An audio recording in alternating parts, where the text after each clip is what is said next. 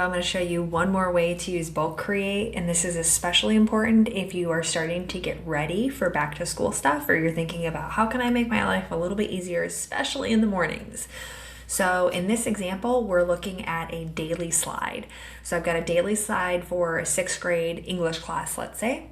So I want a bell ringer writing prompt on the screen. I want today's date and then a little quote for the students. So I have a big spreadsheet right now that has all of this information here. So I'm going to use bulk create to create all these daily slides. So I'm going to enter the data manually in this case, and I'm just going to copy and paste from my spreadsheet. So my spreadsheet has the day, the date, the prompt, and the quote all in 4 different columns. I'll click done, and then I'm going to match the fields. So if you remember from our previous video, we're just going to take that day, we're going to drag it over day. Same thing with date, my prompt, and my quote. Of course, with all of this, we may need to adjust some of the sizing, but we're just going to see what it looks like when we first create this.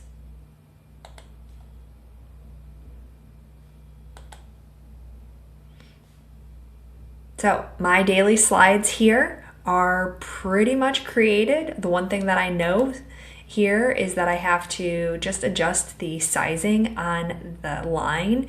So what I could do is I could come into my original one, click where it says prompt.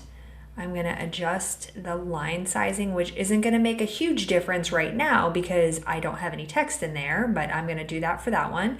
I'm going to do the same thing for this one here. We got 8.6.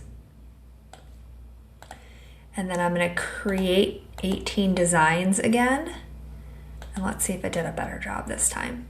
Perfect. Oh, love it.